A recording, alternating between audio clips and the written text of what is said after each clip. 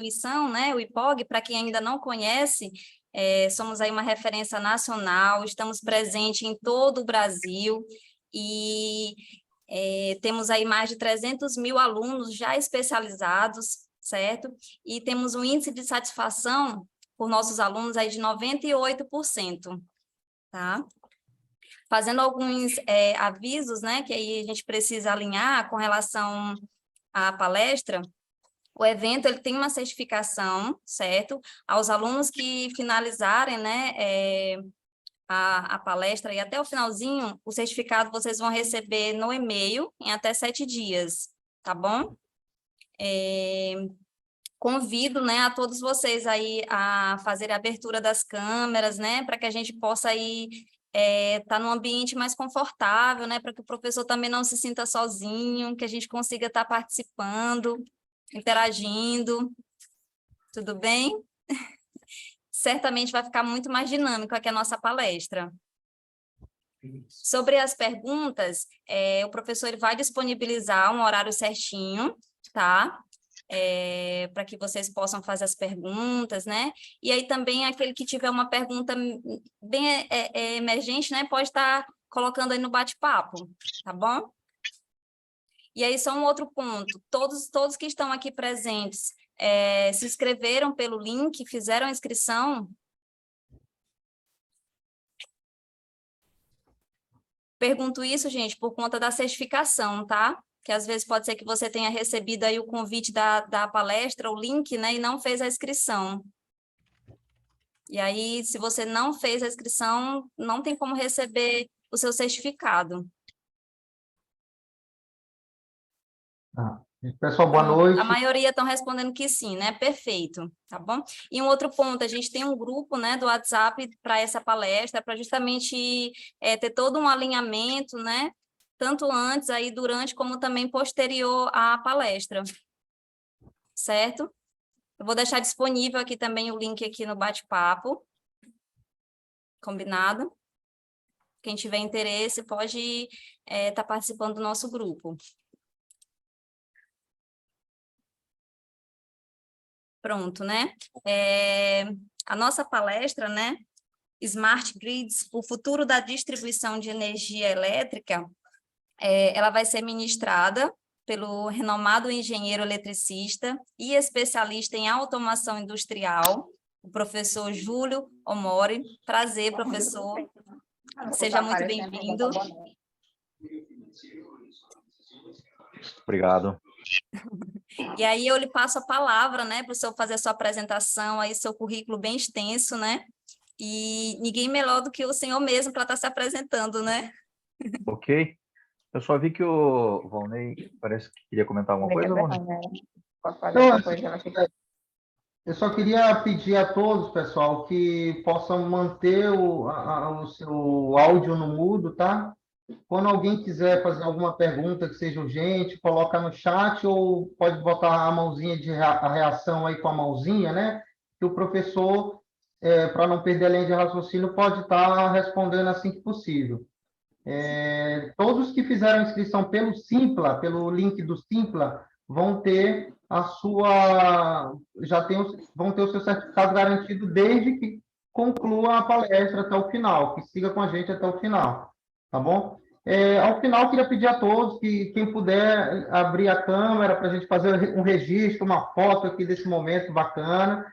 Eu acho que é uma noite legal aí para trazer informações bem importantes aí, bem. Eu acho que todo mundo vai querer interagir também, tirar suas dúvidas. Então, fiquem à vontade, tá? Professor, muito obrigado aí pela sua disponibilidade, por esse momento. Enfim, vamos aproveitar ao máximo aí a sua palestra. Deixo a palavra aí para o senhor. Ao final do evento, a gente volta a falar com vocês, tá, gente? Aproveitem. Uma boa noite a todos aí. Ok, obrigado. Obrigado, Francisca. Obrigado, Valnei. Boa noite a todos. Pessoal, sejam muito bem-vindos aqui. Esse é um assunto aqui que eu me sinto bastante confortável aqui para apresentar, porque apesar de ser algo que ainda não é uma realidade, longe de ser uma realidade no Brasil, né? Nós somos, inclusive, um dos países que está mais atrasado aí com a adoção desse conceito. Depois até posso passar para vocês um panorama de como que está no mundo, né? Essa ideia das redes elétricas inteligentes. Mas, particularmente, eu trabalho já com esse assunto desde 2009, né? Nossa primeira atividade aí sobre o assunto. Então, de lá até agora, onde dentro da Copel Distribuição, onde eu atuo, a gente está executando o maior projeto da América Latina hoje de redes elétricas inteligentes. Até acumulou uma série de experiências e conseguiu enxergar um potencial extremamente elevado dessa aplicação. E eu queria, então, usar o meu tempo aqui, sabendo que aí talvez o tempo seja o elemento mais precioso aí que a gente tem hoje em dia, né? Esse investimento nesses 45 minutos, que eu queria fazer uma exposição, e depois, na sequência, abrir para comentários, perguntas, questionamentos. Mas se vocês tiverem algo nesse meio tempo aí a perguntar, eu consigo enxergar aqui, se vocês colocarem alguma pergunta e se eu não conseguir também, a pessoa me ajuda aqui para tentar não deixar também transcorrer muito antes que eu consiga respondê-la, né? Então, basicamente, eu queria falar um pouquinho sobre esse momento que a gente está vivenciando aí de uma grande revolução dentro da cadeia da geração, transmissão e distribuição, né? Até vinculado ao nosso curso aí de pós-graduação, geração, transmissão e distribuição, existe aí um movimento muito grande vinculado a uma revolução completa num curto espaço de tempo disso que vai acontecer. Então, basicamente, a minha fala vai nesse sentido. Como está acontecendo essa transição, como que as redes elétricas inteligentes, é isso que eu gostaria de mostrar, é pré-requisito para que isso aconteça. Nós estamos no momento ideal, momento onde conhecimento sobre esse assunto, mais discernimento, vai nos ajudar a posicionar o Brasil aí como realmente um dos líderes nessa que é uma ferramenta fundamental também para a transição energética. Bom, deixa eu falar um pouquinho então sobre esse meu histórico. Eu trabalho há mais de 20 anos na Copel Distribuição, na engenharia da distribuição de energia da Copel, passando por várias áreas. Hoje estou numa área de projetos especiais, né? Grandes projetos aí transformadores, incluindo de redes elétricas inteligentes, e também atuo aí com projetos de pesquisa e desenvolvimento e de eficiência energética. Então, estou como coordenador no CIER de um grupo de mobilidade elétrica. Nós temos um projeto de integração energética de veículos elétricos em toda a região do Mercosul, do Cone Sul, e também atuo na Associação Brasileira de Distribuidores de Energia como coordenador do grupo de trabalho de... eu vi aqui um comentário, já participei de P&D com religadores inteligentes. Ótimo, vou falar um pouquinho sobre religadores, né, durante a minha apresentação aqui. Comentário aqui da Márcia, que eu estou vendo. E que a gente está também, inclusive, junto com pesquisa e desenvolvimento, num momento bem interessante aqui de disrupção, onde pesquisa e desenvolvimento no programa da ANEEL vai se transformar em pesquisa, desenvolvimento e inovação, bastante aplicação, né? Então, para cada lado que a gente olha, a gente vê o potencial, oportunidades que a gente tem nesse mercado de energia. Eu vou mostrar um pouquinho da revolução dos recursos energéticos distribuídos e como que as redes inteligentes são importantes para isso. Mas gostaria de começar, então, fazendo essa provocação aqui, que é a resposta a essa pergunta, né? Qual mudança está acontecendo no nosso sistema de distribuição? Diria o seguinte: não apenas o sistema de distribuição, mas toda a cadeia de geração, transmissão e distribuição. E como vai ser essa mudança e aonde nós estaremos daqui a 10, 15 anos, que é onde eu imagino que tudo que eu vou mostrar para vocês esteja acontecendo. Então, convido vocês a fazer uma viagem aí, né? Uma tentativa de desbravar um pouco do que nós começamos a verificar e cada vez mais parece que nós temos um caminho a trilhar, porque as coisas estão acontecendo, tanto tecnologicamente falando, quanto regulatoriamente falando, e também em termos aí de relações custo-benefício dessas novas tecnologias. E essa mudança que eu convido vocês aqui a gente discutir é uma mudança que, no meu entendimento, as redes elétricas inteligentes são pré-requisito. A gente precisa adotar esse conceito das redes elétricas inteligentes para que a gente consiga extrair o máximo disso tudo.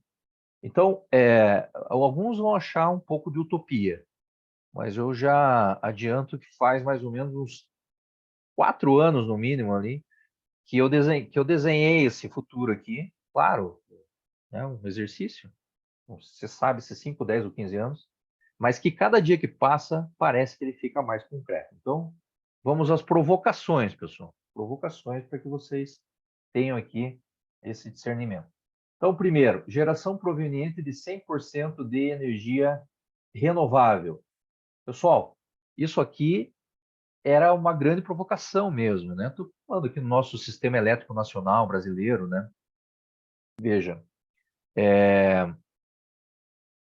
quando se fala em transição energética, por mais que o Brasil esteja muito bem posicionado entre os que têm a maior parcela da sua matriz elétrica de energia já proveniente de fontes renováveis, nós temos o grande desafio ainda das usinas térmicas, um pequeno parque nuclear, né? E, obviamente, nós temos aqui também uma condição de que a energia elétrica não é a maior entre os elementos da cadeia de energia. A energia elétrica compõe quase 40% do total, que ainda tem a indústria e tem os transportes. Então, ainda os hidrocarbonetos são predominantes aí dentro desse processo. Olhando a cadeia elétrica, chegar em 100%, né, em termos de potencial, nós temos de sobra. A grande dificuldade é conseguir recepcionar as fontes intermitentes, como solar, eólica, daqui a pouco o hidrogênio também, né? De forma que a gente consiga atender toda a carga em tempo real com estabilidade. Então, aqui está o grande desafio. Quando se fala, então, de controlar essa geração para que ela possa ter estabilidade, eu falo no seguinte sentido: o grande elemento que estabiliza o nosso sistema hoje são grandes usinas hidráulicas. Existe outro mecanismo de estabilidade? Se você conseguir controlar a carga em tempo real, se conseguir despachar mesmo a geração intermitente em tempo real, já com elementos de armazenamento de energia, esse item nós podemos sonhar. E talvez para todos nós que trabalhamos com energia elétrica e com energia, fica aqui o nosso sonho, é que a gente consiga externar que o Brasil vai ter aqui uma matriz 100% de energia elétrica renovável, que a geração distribuída seja bem-vinda, energia solar, hidrogênio e todas as demais, se discute muito também, seja bem-vindo, mas que a gente consiga controlá-las, né? Porque a intermitência gera problemas. Então veja que quando você fala de controle, está falando em rede elétrica inteligente, vocês vão perceber esse link que tem. Segundo, mais de 20% da geração seja proveniente de fontes distribuídas. É um movimento bastante interessante que está acontecendo. Não sei quantos de vocês atuam na área da geração distribuída. É um mercado potencial gigantesco. Teve um impulso muito grande do ano passado para esse ano e a gente continua recebendo uma grande quantidade de projetos, mesmo com os marcos regulatórios da recente lei da geração distribuída, que coloca lá uns steps, né? A partir do qual alguns subsídios deixam de existir, principalmente aqui na utilização do sistema de distribuição. Então, 20% lá atrás, realmente, quando comecei essa brincadeira aqui, parecia muito, porque 20% é algo que balança o sistema.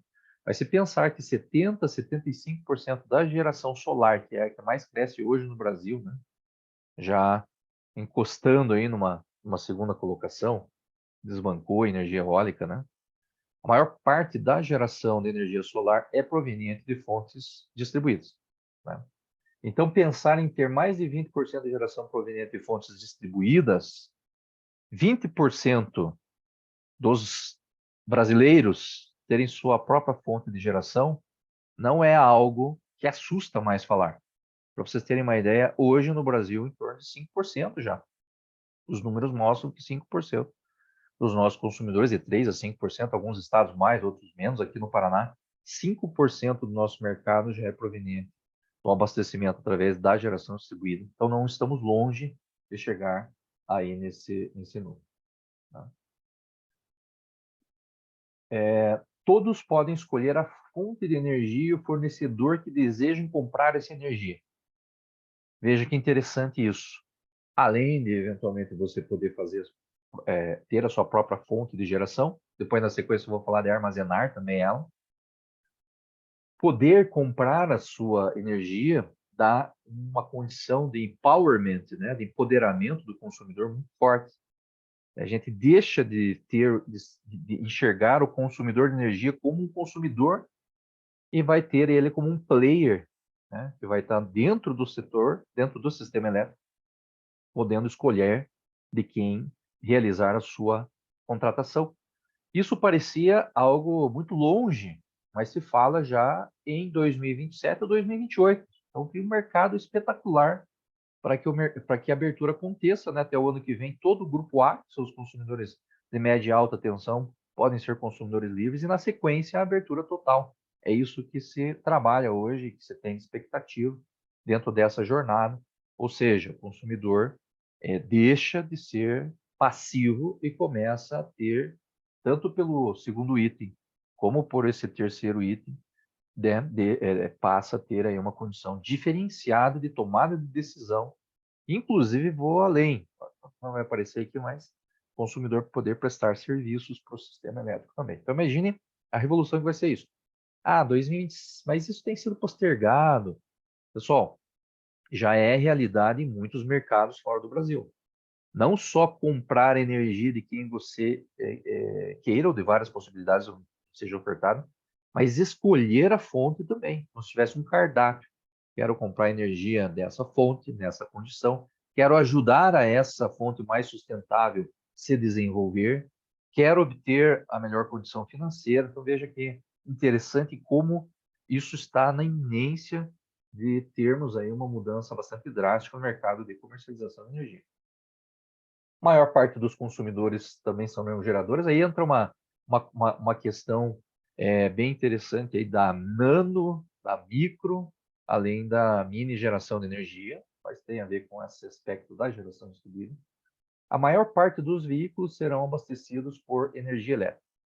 Aí, claro, no Brasil talvez uma condição um pouco maior ainda. Existem países na Europa que já estão chegando a 30% dos veículos, né? Países nórdicos, por exemplo, que tem seu abastecimento através da energia elétrica. Mas veja que interessante, porque esse item, ele casa com o primeiro, onde a geração deve ser 100% proveniente de fonte de energia renovável. Por que casa com isso? Porque não adianta fazer a alimentação de novas cargas provenientes de veículos elétricos através de uma matriz de energia suja. Muitos defendem que, mesmo assim, o veículo elétrico ainda ele tem um rendimento melhor e nos ajudaria, fazendo uma geração centralizada não renovável e atendendo veículos elétricos. Mas o grande ganho, sem dúvida nenhuma, é fazer essa transição da descarbonização do transporte, que hoje ainda é muito incipiente, né? A utilização da energia elétrica para uma adoção mais em larga escala. Estamos também no meio de uma revolução. Vão contando quantas mudanças estão acontecendo ao mesmo tempo. Aí, para muitos, pode vir a pergunta, e nós já estudamos muito isso. Já estudamos muito mesmo, não vai, claro, dar tempo aqui de a gente discutir com detalhes, mas o sistema elétrico está preparado para receber ônibus elétricos, caminhões elétricos, carros elétricos, bicicletas e assim por diante. Está preparado? Nós temos infraestrutura. Primeiro, nós temos energia. Segundo, o sistema de transmissão, distribuição, tem condições de fazer o atendimento? Né? Por que a rede elétrica é tão inteligente? Ela é tão importante para que você consiga acomodar todos esses sistemas de recarga. Então, eu acho que posso falar um pouco com propriedade, porque aqui eu participei do projeto que a gente fez, a primeira eletrovia, que nós chamamos de grande escala aqui no Brasil, né? Então, do Paranaguá, aqui no Paraná, até Foz do Iguaçu, nós temos uma rede de recarga de veículos com recarga rápida em corrente contínua. Desde 2018, então, nós temos uma condição bem interessante de acompanhamento, inclusive, nessa nossa rede de recarga, ela era gratuita. Até alguns meses atrás, em torno de um ano mais ou menos, nós, de maneira pioneira também, fomos os primeiros a começar a cobrar pelo serviço de recarga, algo que ainda está engatinhando no Brasil, né? Bom, então aqui tem um link interessante aqui com veículos elétricos também. Todos teremos uma forma de armazenar e veja, o armazenamento pode vir até do veículo elétrico. Para vocês terem uma ideia, alguns modelos, né, de veículos elétricos, eles dispõem da possibilidade de utilizar a bateria do veículo para fazer a alimentação de cargas ou alimentação da rede. Então, o conceito de veículo para a rede, V2G, veículo to the grid, e veículo to the home, para casa. Então, para alimentar a casa. Mas por que eu queria alimentar parte da minha carga dentro da minha casa através de um veículo elétrico? Por quê? Primeiro ponto, pessoal, a rede elétrica da cadeia geração, transmissão e distribuição é falível. Quando eu falo falível, né, a ANEEL acabou de disponibilizar aí o ranking, né, e também a média de desligamentos que nós temos aí por ano, mais de 3 minutos no Brasil, e nós temos mais de 5 desligamentos, em média, por brasileiro. Claro que aqui, estou falando de Curitiba, a gente tem quase 2, eu sei que tem cidades aí que tem mais de 50, mas na média, a média às vezes é meio perigosa, né? A média no Brasil é 5, onde a média de cada brasileiro fica em torno de 11 horas sem energia por ano. Nós temos uma condição aqui também na cidade de Curitiba de 3 horas, essa média de 11, mas estamos falando de 11 o quê? Horas. Então, se cada vez nós precisamos mais da energia elétrica com qualidade, com interrupções que não são admissíveis, né? Imagine nós aqui nesse evento, uma interrupção, tomara que dessas 2 interrupções por ano que a gente tem em Curitiba não aconteça uma agora, que eu não tenho um sistema ainda de armazenamento de energia, né? Mas já está nos meus planos. Claro, poderia ser um break pequenininho, né? Quando eu falo de armazenamento de energia, isso, claro, se acontecesse agora, né? Seria trágico do ponto de vista de continuidade aqui dos trabalhos. É nesse sentido que eu coloco cada vez mais a necessidade de energia elétrica para quem está em casa, nas residências, nos comércios, na indústria, nos poderes públicos em geral, é cada vez maior. Então, o armazenamento de energia, primeiro, ele pode vir como um no-break, de grande proporção. Nós entendemos que no futuro, quando 5, 10 anos, cada consumidor vai ter uma caixa d'água de energia.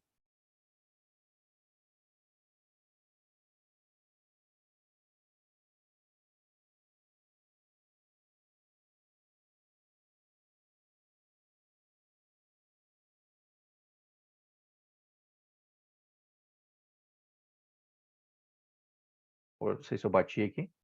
Voltou, né? O conceito de micro-redes, assim como também a utilização da bateria para modular a carga. Nós estamos aqui, não sei no estado onde vocês estão assistindo, mas aqui agora se aproximando do inverno, no Paraná, a ponta, o horário de ponta é onde a gente tem o maior consumo. Hoje já não é realidade, o recorde de consumo da demanda acontece normalmente entre janeiro e março, os meses mais quentes, e às 2 horas, entre as 2 e 3 horas da tarde. Esse é o nosso recorde. O Brasil também acompanha esse recorde, principalmente quando a temperatura está mais alta. Mas agora, no horário de ponta típico, né? Se nós tivéssemos aqui a possibilidade de adoção de uma tarifa diferenciada, onde o custo de energia agora para nós, pequenos consumidores, fosse menor, eu poderia estar utilizando a energia da bateria agora, descarregando ela, e veja que já não existe mais impeditivo regulatório para fazer isso. Às vezes, até nas normas técnicas das distribuidoras, isso já está equacionado, né, devido à própria nova regulamentação de GD, que ela faz menção aí ao armazenamento de energia, e também a uma condição aqui de utilização, agora no horário de ponta, em fluxo inverso, para que eu tenha aqui então um menor consumo, e com menor consumo eu tenha vantagens econômicas, financeiras, né?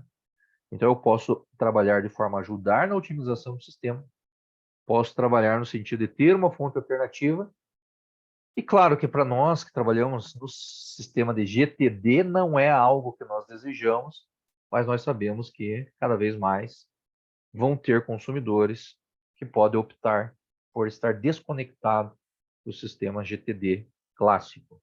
Se isso tem vantagem financeira, se isso cabe do ponto de vista de qualidade de energia, é algo a ser discutido, mas ainda não deixa de ser uma possibilidade. Bom, o que mais que nós temos? A comunicação bidirecional entre os consumidores e o sistema elétrico. Essa bidirecionalidade, vocês vão perceber que vem comunicação, que ela vem naturalmente das redes elétricas inteligentes no processo de digitalização de todas as instalações, centros de controle dos agentes do setor elétrico até chegar ao consumidor, onde o consumidor ele vai ter ali o dispositivo final, que é o medidor de energia, o smart meter, que eu vou focar aqui a apresentação. O smart meter ele vai ter então ali uma condição de bidirecionalidade vindo desde o seu medidor. E essa bidirecionalidade ela aparece tanto, vou dar um exemplo para vocês, a coleta da medição que vai gerar o faturamento, trazendo informação do consumidor, ou dando um comando até o medidor. Por exemplo, dando um comando para ver se o medidor está ativo, pelo fato de que alguém ligou dizendo que está sem energia na sua casa. E para que a distribuidora, então, cheque sem precisar despachar uma equipe até lá, ela dá um comando de ping, como acontece na rede, né, de computadores. Um comando de ping e acesso ao medidor, ou seja, no mesmo ponto que eu dou um comando até o medidor, eu posso trazer a informação. Né? O consumidor poderá ofertar serviços para a concessionária. Que tipo de serviço? Alguns exemplos aí que são clássicos, já acontece há décadas em outros mercados. Nós não temos ainda nada aqui no Brasil nesse sentido para consumidores menores, são chamados serviços ancilares. Mas, por exemplo, se eu destinasse aqui o meu ar-condicionado para que a distribuidora mudasse o seu set point, quando necessário, no máximo 2 graus a mais ou 2 graus a menos. Se eu destinasse a minha bomba da minha piscina, estou dando exemplo de cargas que talvez, se o controle aconteça externamente, não é algo que vai me deixar numa situação tão crítica. Eu destino alguns circuitos aqui da minha instalação hoje, esses circuitos estão abertos para que possa acontecer o gerenciamento pelo lado da demanda. Se eu tenho essa comunicação bidirecional, eu consigo fazer o gerenciamento, inclusive indo para dentro da instalação do consumidor, que é uma outra grande vertente. Por fim, então, estava falando sobre as interrupções. O potencial da rede elétrica inteligente é uma revolução na qualidade do fornecimento de energia.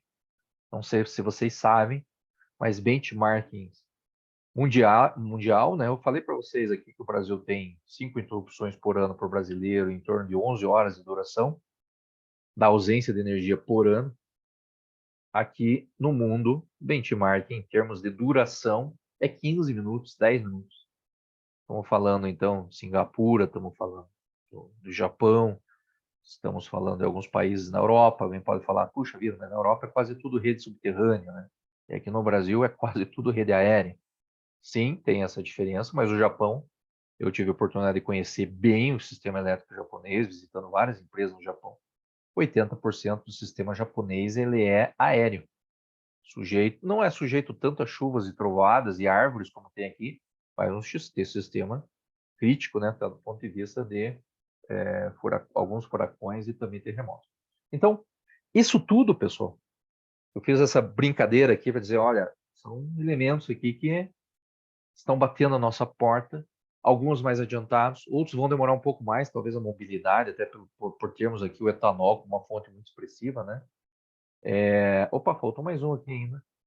As perdas, se a gente considerar hoje as perdas, ciência energética, perdas técnicas, mas perdas não técnicas, perdas técnicas, aquecimento, efeito Joule, perdas magnéticas e fuga, efeito corona, fuga por isoladores, mais as perdas comerciais, erro de leitura, faturamento, tal, e furto de energia, nós estamos falando em torno de 15% a 17%. Esse valor ele oscila.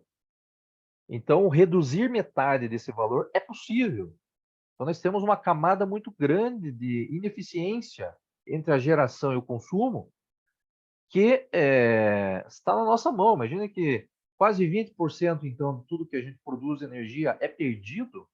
Tem uma ineficiência muito grande. Alguns podem falar, não, veja pelo lado bom, a água é mais de 50%. Ok, mas trazendo aqui para a nossa realidade do sistema elétrico, se eu não combato essas perdas, cada vez mais eu vou ter que estar alimentando com novas fontes, com dificuldade de colocar fontes renováveis, né? Então, resumidamente, pessoal, uma visão do futuro que, de novo, defendo a tese de que para que isso tudo aconteça de uma maneira harmoniosa e que a gente possa ter controle da situação, se faz necessário a digitalização e a aplicação do conceito de redes inteligentes. Então vamos lá, o conceito das redes elétricas inteligentes. Próximo slide aqui. É um conceito onde a gente vai, obviamente, estar enxergando essa mudança clássica aqui, né, no nosso curso aí de geração, transmissão e distribuição acontecendo, e o consumidor passivo, né? E principalmente aqui no meio do sistema, na distribuição, a gente tem uma mudança muito grande com a entrada dos recursos energéticos distribuídos, da digitalização, não só aqui na distribuição, mas para o lado do consumidor. O consumidor, então, tendo todos esses elementos aqui, de controle de carga, de adoção do veículo elétrico, da operação pelo lado da demanda, das fontes de geração para o lado do consumidor, o consumidor ele se integra aqui ao sistema. É essa mudança que nós estamos falando. É isso que está cada vez mais em voga. Claro que se discute a troca da geração aqui para que seja uma geração 100% limpa. Temos aqui sistemas de transmissão em corrente contínua. Temos aí sistemas de transmissão aqui no Brasil, o desafio de um grande sistema interligado. Mas essa complexidade aqui, ela só é possível de ser orquestrada, né? Digitalização, descarbonização e descentralização, os 3Ds que aparecem aqui, conceito já tradicional, a orquestração disso precisa de sistemas digitais com um certo nível de inteligência. Senão, pessoal, isso pode virar uma bomba relógio. Isso pode gerar instabilidade, pode gerar insegurança. Daqui a pouco o sistema está ficando mais caro do que era o tradicional. Então, essa camada de inteligência ela vem das redes elétricas inteligentes. Então, vou colocar aqui o conceito. Estou falando do conceito aqui, mas não chega, não tá. Deixa eu só ler uma pergunta aqui do Anderson. Professor, em redes com medição remota, o desafio maior da concessionária é a medição das unidades consumidoras? Será que isso não resolveria usando a internet do cliente? Como as concessionárias estão se movimentando nessas inovações? Então, quase nenhuma das distribuidoras que eu conheço aqui no Brasil tem aplicações onde utiliza a rede do consumidor para passar as informações. Por uma questão bem simples, nós temos uma janela, né, para medição de 3 dias antes, 3 dias depois para fechar aquele faturamento. Então, se esse faturamento não acontecer nessa janela, infelizmente nós temos que executar o faturamento pelo mínimo ou entregar ou declarar ali a impossibilidade de fazer esse faturamento, que normalmente acontece quando o portão é fechado, você não tem acesso, esse tipo de coisa. Então, as distribuidoras em regime normal não têm essa condição de utilização das redes internas dos consumidores no seu DNA, por uma questão de emissão crítica para ter que fechar esse faturamento no tempo adequado. E agora está surgindo também uma questão que envolve a própria segurança cibernética, né? Esse dado na entrada e o processamento e entrega na saída, ninguém garante que não possa sofrer algum tipo de manipulação quando você está trafegando numa rede que você não tem nenhum controle. Inclusive, eu vou mostrar para vocês que os nossos projetos aqui, o nosso projeto que a gente adotou, pelo menos aqui no Copel, é um projeto onde a gente constrói uma rede de telecomunicações própria, bem na linha de Internet of Things, né? Aqui não sei se eu respondi, acho que sim, né? Então aí, Anderson, obrigado aí pela pergunta. E o Cássio também colocou a questão aqui da segurança da informação. Então, esses 2 pontos aí, gostei aqui da interação. Não sei se vocês conhecem a chamada curva do Pato. Até agora está sendo chamado da curva do Canyon aqui também. Então aqui é o nosso sistema, um sistema de medição de potência, né, que mostra que aqui azulzinha é a nossa potência ativa, watts, vermelhinha a potência aparente em VA, é calculada pelo módulo, e o amarelinho a curva do reativo, que é a potência R, o triângulo de potências. Aqui está mostrando o seguinte, ó. De madrugada, normalmente o nosso consumo era mais baixo, e chegou no começo da manhã, começa a geração solar acontecendo. E quando a geração solar, essa é a curva de um alimentador inteiro. Estou falando aqui na patamar de mais de 5 megawatts de potência. Então veja que a potência azul, que é ativa, ela cai, e se ela fica negativa, porque ela chega a inverter o fluxo de potência lá no consumidor. Por que isso está acontecendo? Essa caída, porque a carga está diminuindo? Não, porque a geração solar começou a entrar nesse alimentador e ela foi tão forte que ela praticamente zerou o consumo de potência ativa. Né?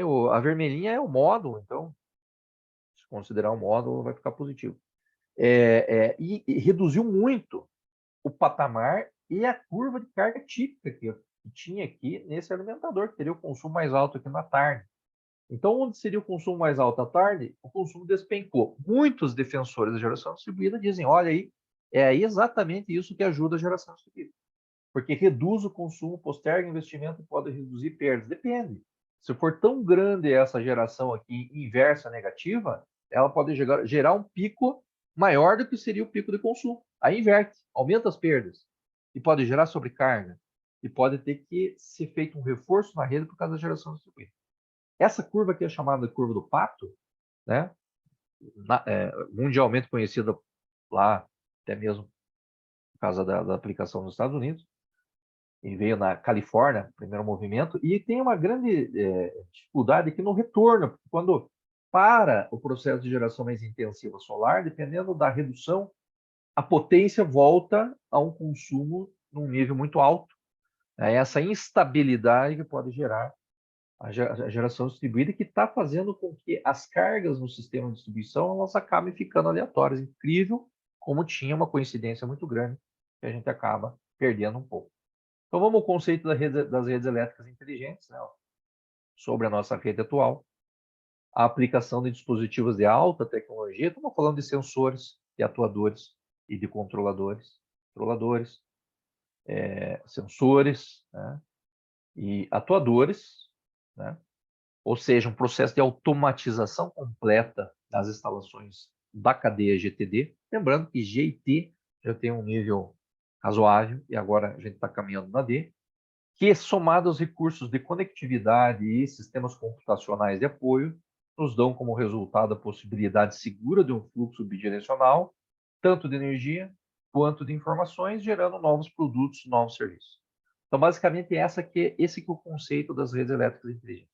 A automação, né, com a aplicação de sensores, controladores, atuadores e, claro, conectividade entre eles e sistemas computacionais de apoio. Alguém vai dizer, puxa vida, mas isso é o que eu tenho na indústria do trabalho há décadas. Sim, ainda no sistema elétrico não chegou, porque o sistema elétrico nós temos que vencer milhões de quilômetros quadrados aqui no Brasil, numa planta cujo sistema interliga norte e sul, leste-oeste. Né? Então, esse conceito de redes inteligentes, ou seja, o Smart Grids, foi cunhado lá em 2007 nos Estados Unidos, né? Uma época onde a ideia era renovar o sistema, e essa renovação ela viria, então, da possibilidade de troca dos ativos, mas para criar uma rede inteligente, uma rede digitalizada. Se integra as utilities, multi-utilities, ou seja, utilities são as empresas que prestam serviço público, né, concessão. Poderia ser também para água e gás, que é muito comum nos Estados Unidos, as empresas serem gas and electric, né? E as empresas de água também, com seus smart waters, diria que a parte de energia elétrica que mais está avançada aqui, e integrando esse conceito de comunidade inteligente na cidade inteligente, que compõe, né, a comunicação de machine to machine e a conectividade entre si, entre centros de forma automática, que o conceito de IoT abarca. Então, é um pedacinho do que se discute muito de hoje mais de 20 bilhões de dispositivos conectados à rede e que cada vez vai aumentar muito mais que a população do próprio planeta, né?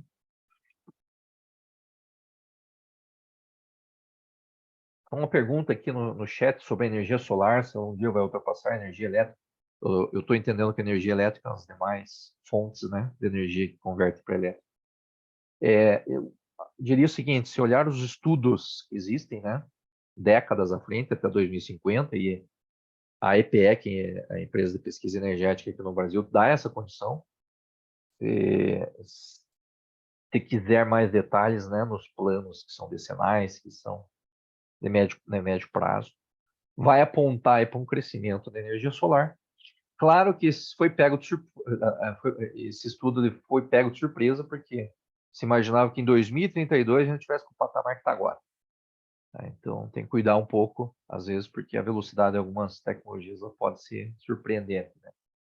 Mas eu não tenho dúvida, assim, pelo menos do que se estuda hoje, de que, claro, o hidrogênio não é uma fonte de energia. Você tem que dissociar o hidrogênio e vai ter que usar energia para fazer isso. Nós não queremos usar energia não renovável para fazer esse processo. Ou seja, é daí que vem o conceito do hidrogênio verde. Mas hoje, hidrogênio verde e energia solar vai ser um dos elementos que mais se estudem no mundo inteiro. A energia solar ainda tem um potencial muito grande de aplicação, de aumento do rendimento, e de uma forma muito democrática, sem dúvida, vai estar se posicionando como uma das principais fontes no futuro. Quando e quanto tempo para fazer essa transição e ganhar de outras, talvez seja a grande pergunta. Eu imagino que sim, mas sozinho a energia solar não vai ter como a energia solar ser a predominante no processo sem a combinação com o armazenamento de energia. Por exemplo, estamos aqui à noite, né, conversando. Não tem sol. Então, de onde que a gente supriria a energia? Teria que vir uma fonte de armazenamento que pode ser energia proveniente até mesmo do próprio hidrogênio verde, utilizando energia solar para fazer a dissociação do hidrogênio da água, por exemplo. Daí, a partir do processo da hidrólise, você conseguir capturar o hidrogênio verde, ou seja, o solar criando hidrogênio para gerar energia elétrica agora que eu não tenho solar proveniente existente. Pessoal, aqui só para mostrar o que eu falei para vocês, a curva de dispositivos é algo extremamente exponencial, né? Entre elas, os dispositivos que compõem as redes inteligentes.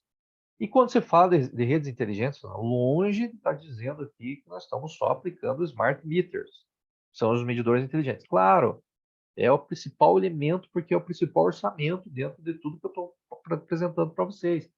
Mas as redes inteligentes, elas se sustentam em pilares que colocam a possibilidade de sensoriamento, atuação e controle nos elementos de armazenamento, interagindo com o consumidor, com a geração e com...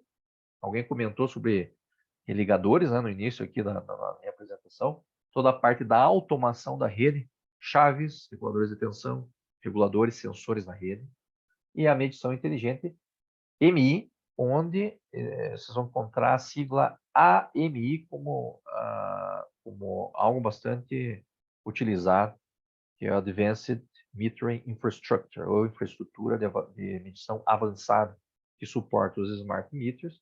Tudo isso com camadas de conexão e de informação, ou seja, tecnologia de informação e comunicação. Veja que a integração da energia elétrica, da engenharia elétrica, engenharia de energia, com telecomunicações, engenharia de computação, controle e automação, forma aqui algo ímpar em termos da aplicação da engenharia elétrica aqui nesse nosso conceito, né? Então, o Igor está perguntando, na minha opinião, o maior problema da energia elétrica, da energia solar, é ser uma fonte altamente fora de controle. Hoje você não despacha nenhum sistema de energia solar, né? Tudo que você não despacha hoje, você não controla. Se não você não controla, você tem aí, então, a energia sendo gerada no máximo possível quando pode. Aí sim você controla outras fontes. Então, essa intermitência que a energia solar gera é talvez a maior dificuldade. Não sei se já viram, eu não trouxe aqui, mas uma curva, por exemplo, quando você tem um eclipse, né, solar, você vê assim a variação que tem, ou mesmo numa reversão climática. Então, toda essa condição de variação conforme um dia e o outro, ou as horas e os minutos do dia, gera uma imprevisibilidade. Então, se você quiser ter energia solar a ser controlada, esse controle tem que estar sempre em conjunto com o sistema de armazenamento. Essa linha que você mesmo falou aqui do estoque e armazenamento de energia. Claro que tem um monte de sistemas de controle dentro da energia solar. Tracking, posicionamento para ter a melhor geração, MPPT que tem nos inversores, busca a máxima potência. É um sistema de controle muito bonito, para quem gosta de engenharia de controle, tentar maximizar a geração de energia, mas se você não tiver o sol, não adianta ter o melhor dos controles, que você não vai conseguir manter a estabilidade de uma carga, né? Então é uma fonte, para nós, o sistema complementar. Ainda a fonte complementar não pode ser mais importante, mas muito maior do que a fonte da energia base que você possa controlar. Então, ainda hoje, esse é o nosso desafio. Bom, apresento aqui, então, o medidor inteligente com várias funções, né?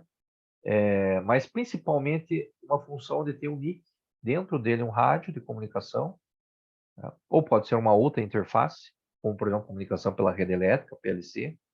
Nos nossos projetos, a gente utiliza a comunicação over the air, não, comunicação RF, comunicação sem fio, de curta distância entre os dispositivos.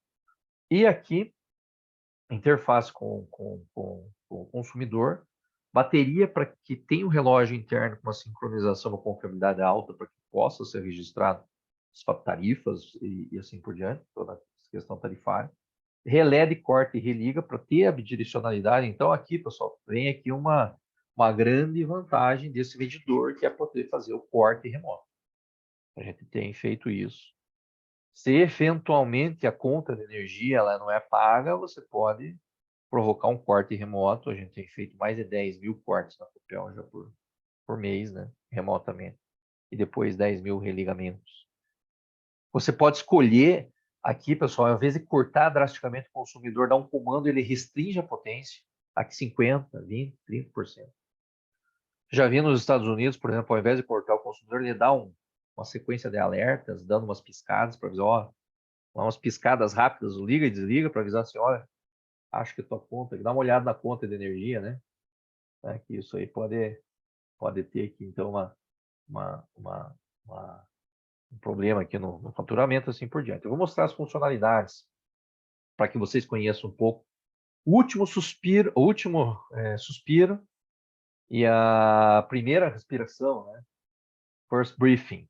Então, o medidor ele tem capacitor, supercapacitor interno, e quando falta energia, ele consegue sobreviver mais um pouco e depois passar a informação dizendo, ó, estou sem energia. Isso faz com que, integradas as nossas informações do sistema, a gente consiga enxergar rapidamente onde é que está a falha dentro do sistema, sendo um transformador, num religador ou numa chave qualquer, e você consegue isolar e rapidamente ver onde é que tem esse problema. Também um ping. Não sei se vocês sabem, mas hoje a gente tem em torno de 15 pedidos de verificação de falta de luz improcedentes. Quando você chega no consumidor, o problema não é exatamente da distribuidora, então você tem condições de dar um comando de ping e verificar a condição do medidor, se estiver ok, retornar então com uma informação positiva, no sentido de que é defeito do consumidor, não veja o seu disjuntor, talvez tenha caído a chave geral do teu próprio quadro e assim por diante. Bom, aqui o relézinho de corte e religa, que é possível fazer o desligamento e o religamento remoto. Aqui tem uma informação interessante, né? Os medidores, nós estamos pegando informações a cada 15 minutos de tensão e de corrente, módulo e ângulo. Isso dá uma condição muito interessante. Tensão e corrente você calcula a cada 15 minutos. Você tem a possibilidade de calcular todos os demais parâmetros, né? Da frequência, inclusive a distorção harmônica, né? Total de tensão. E de corrente você pode trazer. Então, todos os parâmetros de qualidade de energia, tensão e regime permanente, todos não, né? Para quem é especialista em qualidade. vai questionar o fato de não ter as harmônicas individuais, não ter flicker, alguns parâmetros, mas tem condições, então, de dar muita informação com relação à qualidade da energia.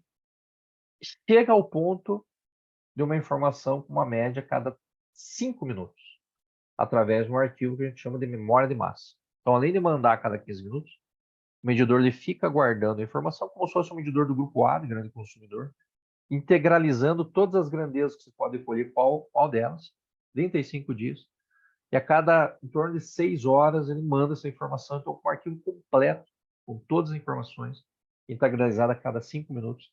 Você pode ter a curva de carga detalhada em todo o consumidor a cada 5 minutos. Esse é o potencial que a gente tem dessa digitalização. Talvez muitos estejam pensando, puxa, quantas coisas eu vou conseguir fazer, né? Bom, é possível criar grupos tarifários, né? Esse medidor que eu mostrei para vocês tem 4 grupos. Fora de ponta, intermediária leve, intermediária pesada e ponta porque foi baseado na chamada tarifa branca, que qualquer um de nós pode aderir, que é uma tarifa só para energia. Mas aqui a gente poderia ter uma tarifa para demanda, uma tarifa de energia, inclusive horária, como se tivesse estabelecimento de um custo de energia por hora, e a gente tivesse que estar aqui, então, perseguindo esse custo. O que é possível? Que já apresentando, então, mais detalhes de como aplicar. A previsão de falhas. Aqui é um centro na Florida Power, nos Estados Unidos, tive a oportunidade de conhecer, um centro de detecção e trabalho preditivo para evitar desligamentos. Então, com todos esses milhões de novos sensores na rede até o consumidor, fazendo análises preditivas, a ideia é que você consiga se antecipar a falha, o que deixa o sistema com uma qualidade maior e com um custo mais baixo de operação, né? Então, outra vertente da qualidade, isso aqui é evitar a interrupção, aqui é verificar em tempo praticamente real o perfil de tensão. Não sei se vocês sabem, mas temos uma resolução no Brasil hoje que estabelece qual o nível de tensão adequado. E se tiver fora, qualquer um de vocês podem reclamar. E a distribuidora vai ter que ir lá instalar um medidor, para depois ver se não está com problema. Veja, isso é uma situação que automaticamente é possível verificar e atuar, quer seja na regulação de tensão no sistema, aqui mostrando o banco de capacitores, reguladores de tensão, ou até mesmo mexendo no fator de potência de geradores. E se aí não for necessário, for possível fazer tudo isso, fazer uma obra, né? Coisa que demora, mas que você consegue ver com bastante antecipação. Eficiência energética, aquela questão das perdas. Como é possível identificar e combater essas perdas? Medindo vários pontos da subestação, alguns blocos na rede, até o transformador de consumidores, você consegue estabelecer o chamado balanço energético. Sincronizando tudo isso, é possível ver qual é o fluxo da energia vindo da fonte até a carga, ou o inverso, e conseguir estabelecer relações onde é que está tendo desvios, onde é que estou tendo ineficiência no circuito, assim por diante. Então, tanto para perdas técnicas, quanto para perdas não técnicas. Verificação das curvas de carga, vários pontos para que você possa trabalhar no controle da demanda, no deslocamento, buscando eficiência. Então, veja que otimizar o consumo, regular a sua tensão para que tenha o menor nível de perda, ou para que tenha o maior consumo, ou para que tenha o melhor retorno em termos aí de redução de consumo, numa situação crítica, você pode fazer manipulando a tensão e conhecendo a carga. Então, né, no nosso curso aí de geração, transição e distribuição, nós temos aí as disciplinas clássicas de fluxo de potência, lembrando que a carga pode ser de potência constante, impedância constante e corrente constante, e isso tudo, né, a gente consegue avaliar e descobrir modelando a carga, sabendo qual é a curva de carga de cada consumidor. Falando em curva de carga, eu vou colocar vários exemplos aqui para dizer o seguinte: lá dentro do consumidor, da sua bateria, do seu veículo, do seu sistema de geração, entendimento que cada consumidor no futuro vai ter um Home Energy Management System, ou seja, um sistema que vai fazer a gestão das suas cargas, integrando a rede ou buscando um ponto ótimo de trabalho, prestando serviço, assim por diante.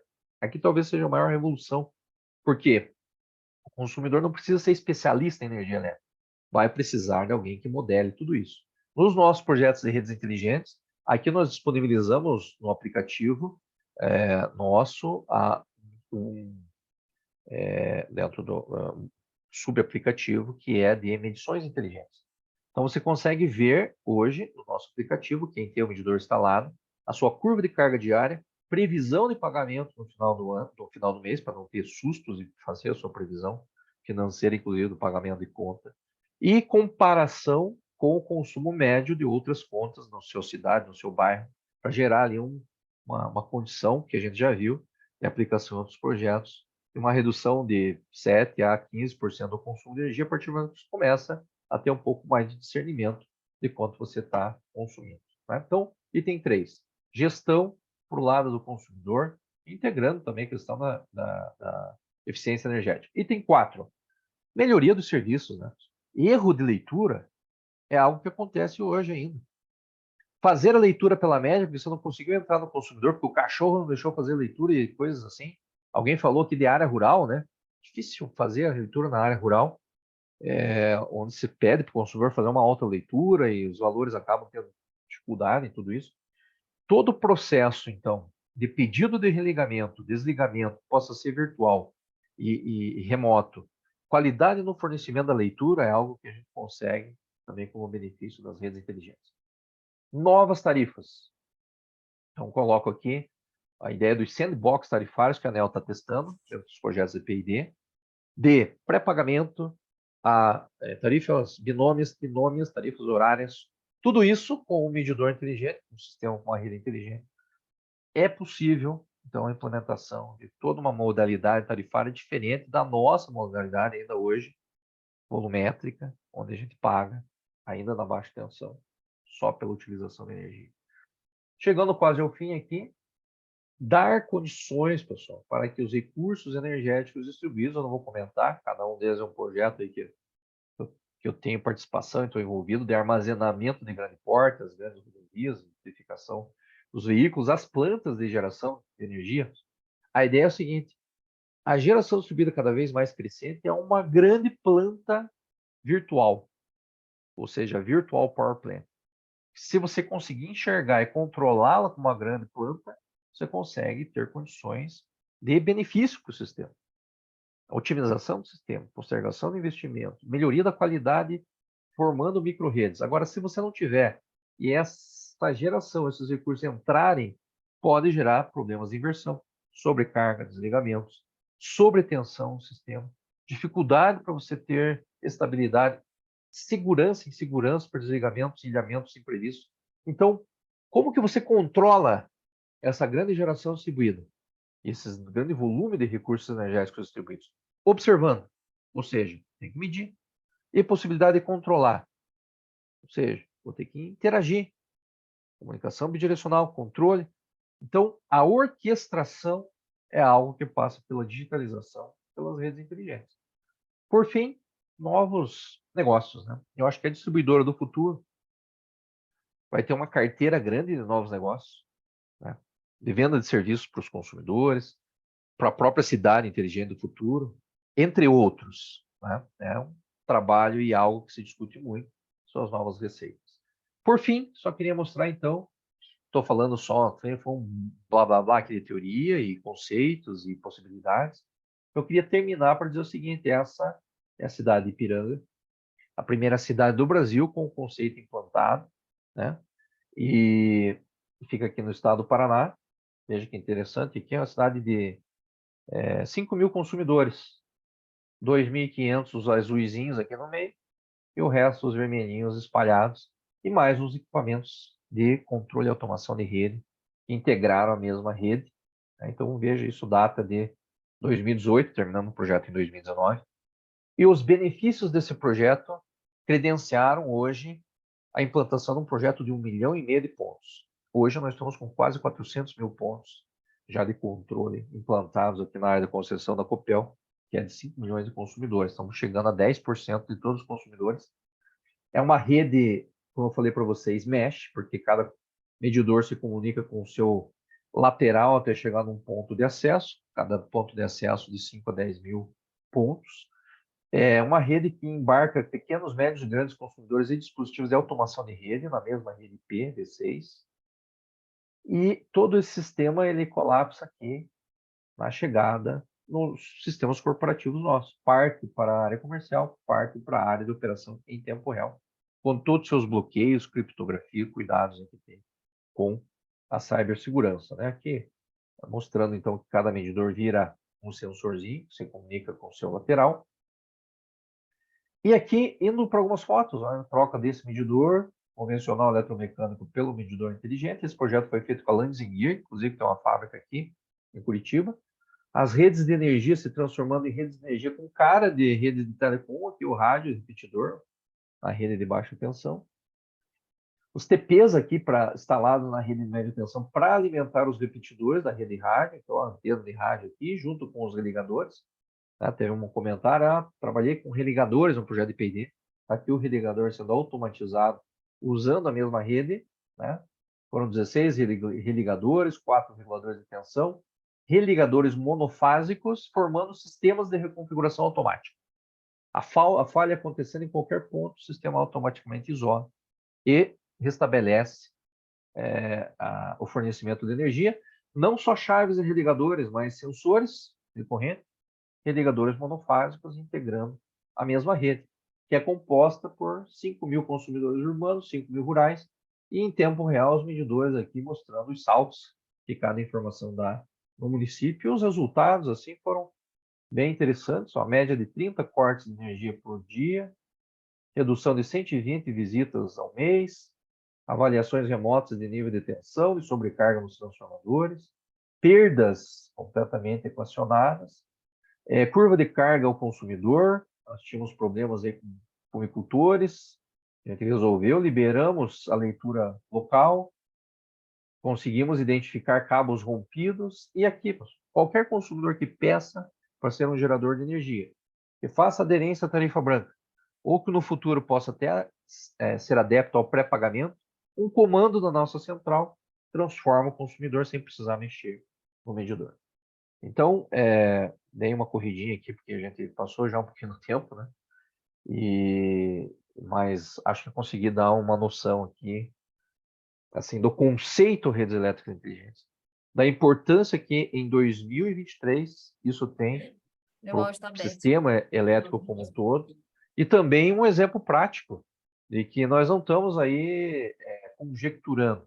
Existem projetos grandes acontecendo aqui no Paraná, em Minas Gerais, Santa Catarina, São Paulo, já vários locais, Rio de Janeiro, né, vários locais, vários estados, em que esse conceito começa a ganhar força. E se preparem, pessoal. Tá? Consultas públicas, elas são abertas aqui no Brasil, e no segundo semestre a ANEEL prepara aí, então, uma consulta pública para medição inteligente aberta para receber contribuições de todos nós, para que a gente consiga construir um padrão de redes inteligentes e conceito para isso diferenciado no Brasil, que nos equipare ao resto do mundo. Para vocês terem uma ideia, então, eu estava falando Singapura, Inglaterra, Japão, com mais de 90% do conceito implantado. Nos Estados Unidos passou agora de 50%. No Brasil, aqui a gente deve ter algo em torno de 3 a 5%. Atrás até mesmo de países como Uruguai, Colômbia e Chile aqui do lado, que já estão com uma condição de automatização da rede já bem mais adiantada. Então é nesse sentido essa jornada, é isso que no curso aí nosso, né, de geração, transmissão e distribuição, a gente tem um módulo que vai explorar isso aí com bastante tempo, bastante detalhes. Aqui foi só então uma passada para apontar aí talvez uma das maiores tendências que a gente tem hoje na energia elétrica mundial. Oi, pessoal, boa noite. Aí agora a gente tem aqueles minutinhos, né? Caso alguém queira aí fazer alguma pergunta ao professor Júlio. Fiquem à vontade. Eu estou vendo uma pergunta já aqui que foi feita, aproveitando que o Hipócrates promovendo a palestra, tem alguma especialização que promova esse assunto. Então, eu queria comentar que a gente está aí com uma especialização de geração, transmissão e distribuição aberta, pode ser verificado o escopo dela, mas eu sou professor do módulo de automação do sistema elétrico. É um módulo que deve acontecer em outubro, e que nessa disciplina a gente vai estar discutindo muito a automação de subestações, digitalização de subestações, e todo esse percurso de vir das subestações até o consumidor com a digitalização do sistema elétrico com bastante detalhe, né? Abordando aspectos aí que a gente acabou não vendo, de topologia, de dimensionamento de rede, de segurança cibernética. Então, bem alinhado com essa questão da digitalização do sistema elétrico.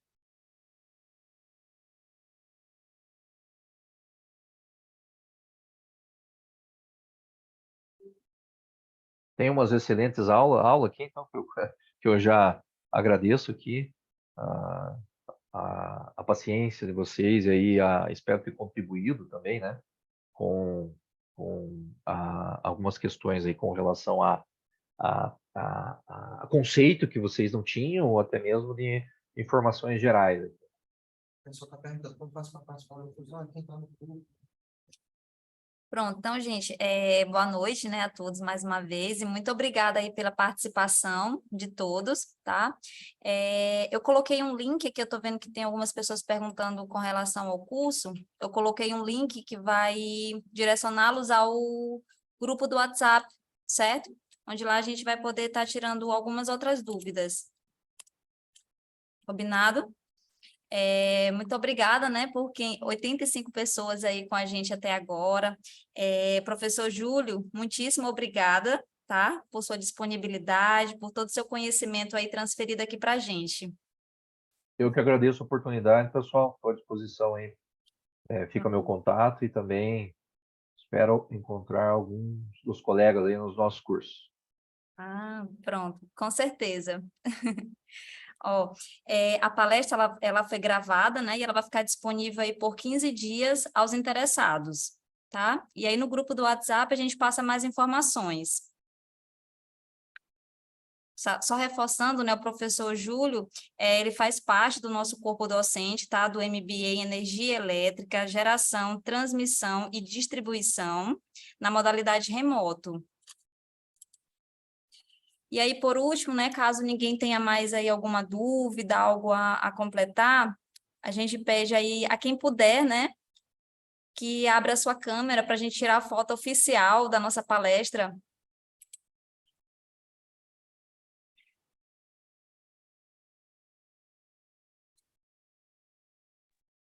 Legal.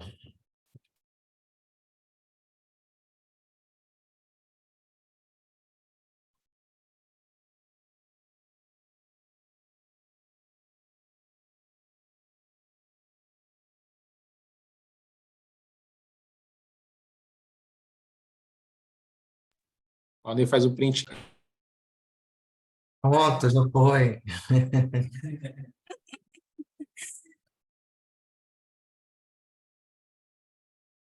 Pessoal, boa noite, obrigado a todos aí, uma ótima noite, um bom descanso para todos. Professor, muito obrigado aí novamente, e até uma próxima, tá, gente? Boa noite. Boa Boa noite, noite a bom descanso, todos. pessoal. Lá Pessoal, no grupo do WhatsApp a gente manda detalhes sobre o certificado e mais informações.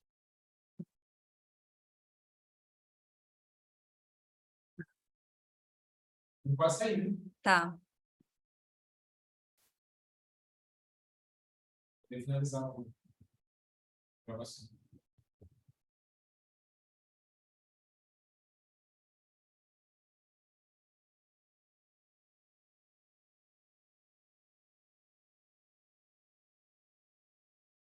Sai.